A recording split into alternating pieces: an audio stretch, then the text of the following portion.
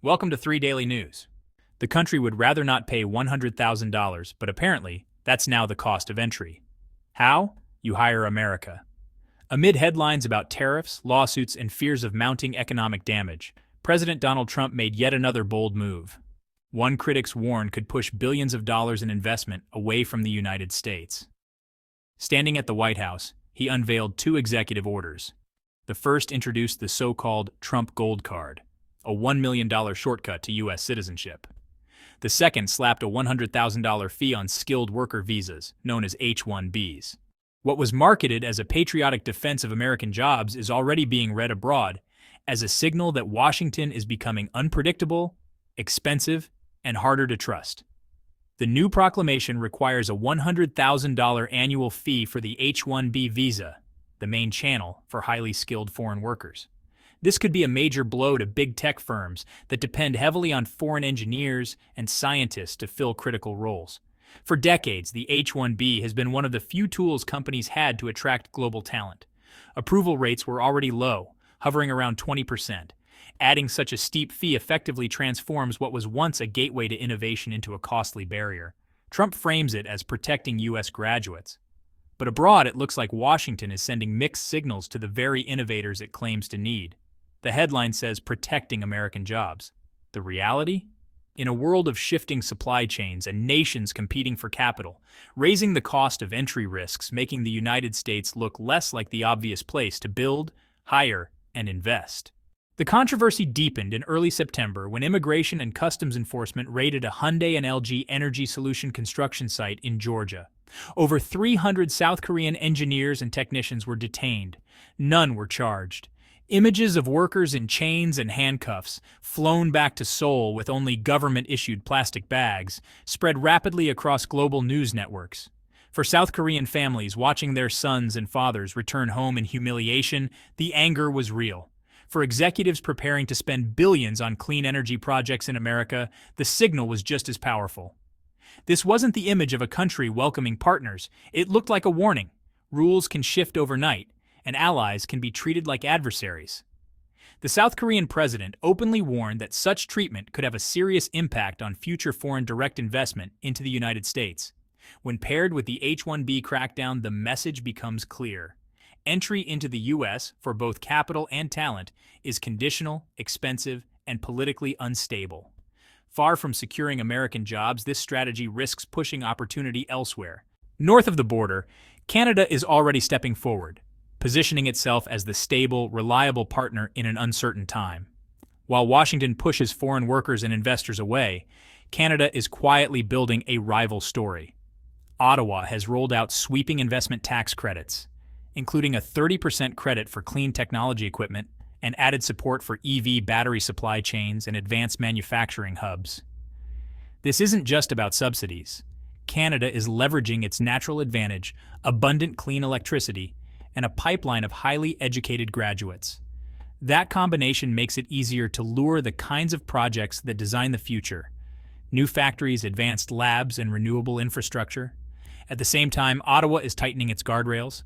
Foreign investment in sensitive sectors such as critical minerals now faces stricter review. The signal is clear. Canada is opening fast tracks for projects that create jobs in clean energy and high-value manufacturing, but it's also showing caution where national security is on the line. For global investors, the comparison is becoming unavoidable. Where the United States risks reputational damage, operational chaos, and politically volatile rules, Canada is marketing stability, predictability, and partnership. Trump's stated intention was to safeguard employment for American workers. But the ripple effects of high visa fees and headline-grabbing raids tell a different story. Trusted allies now hesitate. Instead of encouraging new investment, Washington is making America look closed off, right as global supply chains are being redrawn. For Canada, this isn't just a window of opportunity. It's a once-in-a-generation chance to capture projects that might otherwise have landed south of the border. By projecting steadiness and a welcoming environment, Ottawa is turning U.S. turbulence into momentum for its own economy. The contrast could not have been sharper in early September. At Hyundai's massive new EV battery plant in Georgia, part of a $7 billion project announced in 2022 and meant to create more than 8,000 American jobs. Federal agents staged the largest workplace immigration raid in U.S. history. The crackdown left 475 people in detention, most of them South Korean nationals. Workers described a chaotic scene. Assembly lines halted, engineers handcuffed, and technicians marched out in plastic restraints. The images spread quickly. To families in Seoul, it was humiliation. To executives in boardrooms, it was a warning. Rules can shift overnight, and America's welcome mat comes with a chain around it. For investors, the lesson is clear. Washington is making entry conditional, costly, and volatile. Ottawa is offering the opposite: clarity, incentives, and security. Trump's visa gamble was designed to strengthen the U.S., but in practice, it risks sending both global capital and talent northward, where Canada is waiting with open doors. The raid at Hyundai's battery plant didn't happen in a vacuum. It came just weeks after Trump raised tariffs on global partners, insisting that companies could avoid penalties by moving production into the United States. Hyundai did exactly that, announcing a $4.3 billion EV battery project in Georgia. And yet, instead of being celebrated, it became the target of the most aggressive immigration crackdown in U.S. history. Trump defended the raid as strict enforcement of American law, while adding that foreign firms must train U.S. workers if they want access to the American market. But the broad impact was undeniable, a shockwave through the foreign investment community. For years, states like Georgia had worked tirelessly to court foreign companies, offering incentives, tax breaks, and partnerships. The message was clear: come build here and we'll support you. But the images of handcuffed engineers and halted work told a very different story. Construction at the Georgia site was ordered to stop immediately. Subcontractors who provided technical expertise were sidelined, and sensitive installation work was frozen midstream. Industry analysts warned that on projects of this scale, every month of delay adds between 0.5% and 1% in costs. On Hyundai's $4.3 billion facility, that translates into $21 to $43 million lost for every month of stoppage. 2 months alone could blow past $80 million, a staggering penalty for a company that followed Washington's own call to build in America. The bigger risk? These delays could push back the planned production launch from late 2025 into 2026, straining the North American EV supply chain at a time when demand is only accelerating. Trump's policy, designed to protect American jobs, now threatens to choke off the very investment meant to create them. The arrests drew swift and sharp backlash from Seoul. More than 300 South Korean citizens were confirmed among the detainees, prompting the government to charter flights to bring them home. South Korea's foreign minister personally flew to Washington, describing the episode as humiliating for a country that had just pledged hundreds of billions of dollars in U.S. investment. Hyundai alone committed $26 billion through 2028, investments framed as part of Trump's broader tariff strategy that pressured allies to shift factories and capital into the United States. But the raid undercut that strategy. Instead of confidence, it broadcast instability. South Korean industry leaders say they felt betrayed. Yes, visa problems exist, but the reality is clear. U.S. rules make it nearly impossible to staff complex high-tech projects without specialized foreign labor. Trump insists the answer is simple: bring in experts temporarily, train Americans, and let them take over. But global manufacturing doesn't work that way. Projects of this scale depend on years of specialized expertise. Factories can't simply swap out engineers like interchangeable parts. And here lies the contradiction at the heart of Trump's second-term economic agenda. Tariffs are designed to push foreign companies to invest in America, yet aggressive raids and anti-immigration policies disrupt those very projects. The clash is even sharper when paired with Trump's skepticism toward electric vehicles. He wants factories on U.S. soil, but his policies send mixed signals to allies like South Korea. For investors, those signals translate into costly uncertainty, the kind that pushes capital to safer, steadier markets. Each month of delay at Hyundai's Georgia site isn't just an inconvenience. It's measured in tens of millions of dollars. And the images of engineers led away in handcuffs don't just stay in Georgia.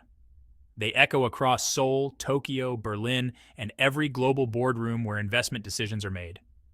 For multinational companies, the question is now unavoidable.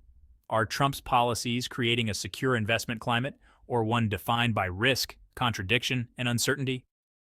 That's why the Hyundai raid matters far beyond immigration headlines. It's not just a visa story, it's a warning shot.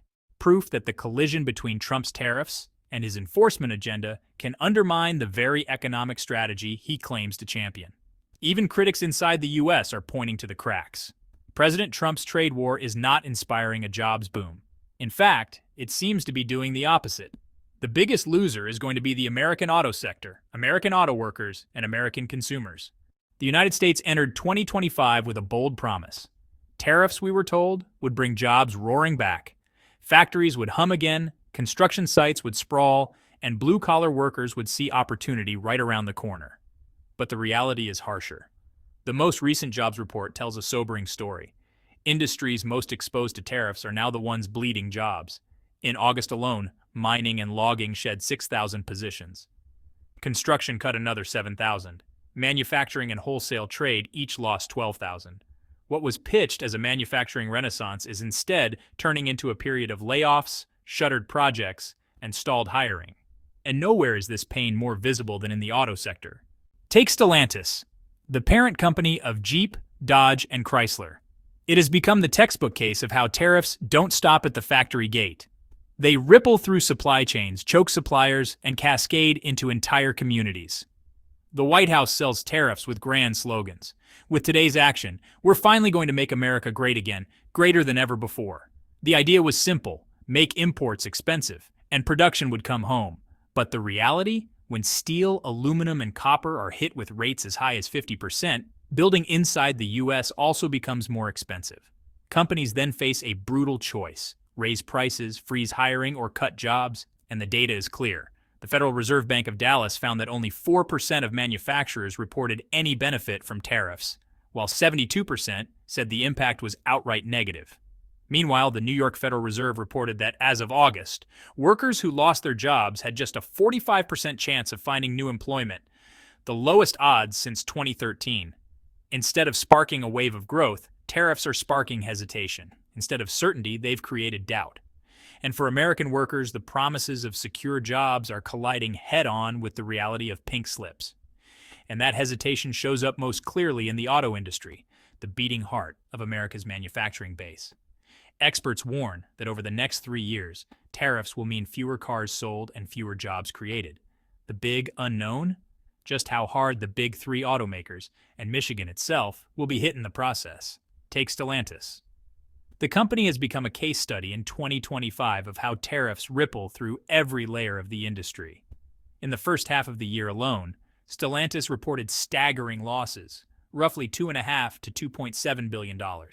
On top of that, the company projected that tariffs could tack on an additional $1.7 billion in costs before the year is out. That's not just a financial headache, it's a direct threat to thousands of jobs. Production pauses have already hit multiple facilities. In Canada, plants in Brampton and Windsor were forced into temporary shutdowns. In Mexico, the Toluca plant slowed output.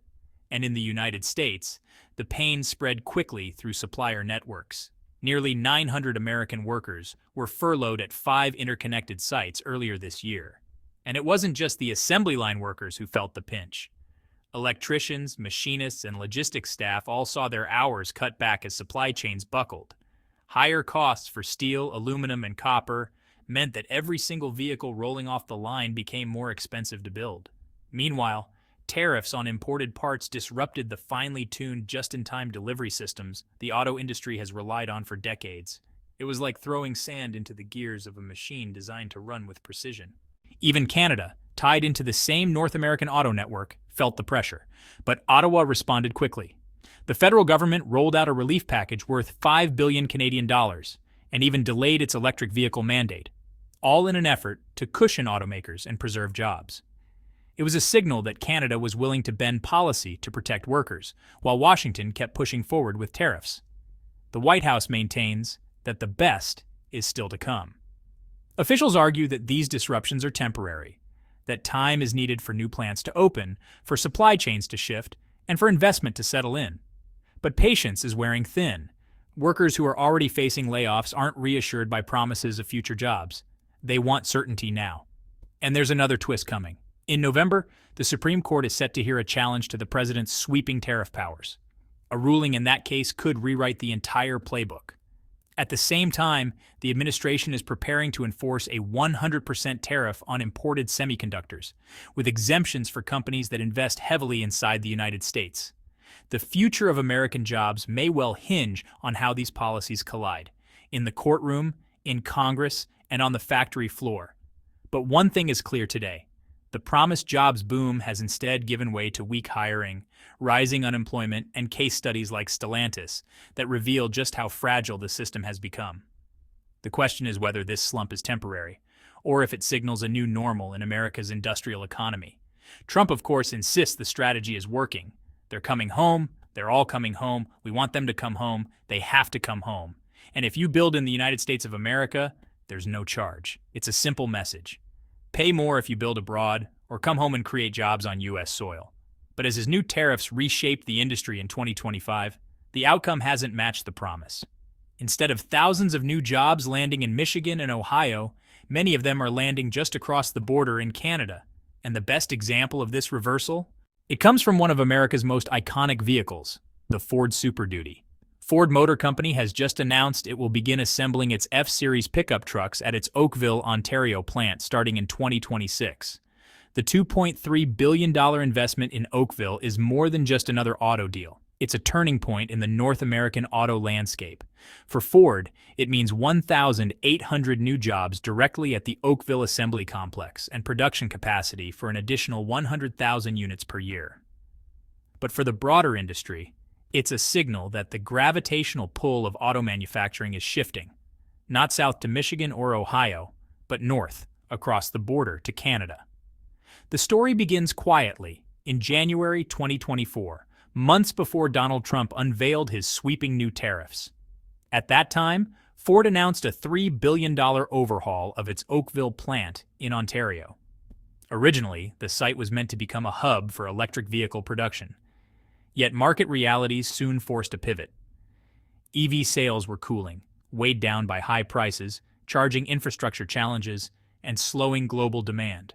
On the other hand, appetite for large trucks, Ford's most profitable segment, remained red hot. Ford's plants in Kentucky and Ohio were already stretched thin. Expansion in the U.S. would mean long timelines, union tensions, and higher labor costs. Oakville, by contrast, offered something far more attractive: a modernized facility, cheap and reliable hydroelectric power, a stable workforce with fewer strike risks, and crucially, billions in Canadian government support to ease the transition. What began as a market-driven production shift soon revealed itself as a masterstroke of strategic foresight. Then came the tariffs. On August 1st, 2025, Trump raised duties on Canadian goods outside USMCA from 25% to 35%. Just 1 week later, a wave of global tariffs ranging from 10% to 50% hit imports from dozens of countries. Metals like steel, aluminum, and copper from Canada and Mexico, the lifeblood of auto manufacturing, were suddenly slapped with a punishing 50% levy. The White House believed the math was simple: make it too expensive to produce abroad, and companies would be forced to bring factories back to American soil. But the reality was far different. Building or expanding plants in the U.S. was not only slow, but prohibitively costly. Strikes in 2023 and 2024 had left scars. Rising labor expenses and lagging infrastructure only added to the challenge. By contrast, Ford's earlier bet on Oakville now looked brilliant. What had been a pragmatic shift to balance truck demand against EV slowdown became, almost overnight, a protective shield against the storm of tariffs. The payoff for Canada is enormous. Starting in 2026, Oakville will become the new home of Ford's iconic Super Duty pickup, a vehicle as synonymous with America's working class as any model in history. Tens of thousands of trucks will roll off Canadian assembly lines every year. The 1,800 direct jobs are just the beginning. Thousands more in supplier networks, logistics, and local services will benefit, unleashing a new wave of industrial activity across Ontario. The contrast couldn't be sharper south of the border. In Detroit, Toledo, and Cleveland, workers face layoffs and mounting uncertainty. Analysts estimate that the 50% tariff on metals alone has added nearly $5,000 to the cost of every U.S.-built vehicle. For the Detroit 3 automakers, losses could run into tens of billions of dollars in 2025. Consumers feel it directly as showroom prices soar by thousands of dollars. The irony is glaring. Trump promised to bring jobs back to the American heartland. Instead, tariffs have made U.S. production less competitive, while Canada quietly emerges as the winner. Ford's decision to pivot Oakville to truck production wasn't about politics when it was made in 2024. But once tariffs hit in 2025, it became the textbook counterexample to Trump's vision. The lesson is clear. Trade policy without infrastructure, labor readiness, and long-term strategy doesn't deliver the promised results. The U.S. wanted to bring the auto industry home, but instead, one of America's most iconic vehicles, the Ford Super Duty, will soon be rolling proudly off Canadian assembly lines, reshaping the map of North American auto manufacturing for years to come.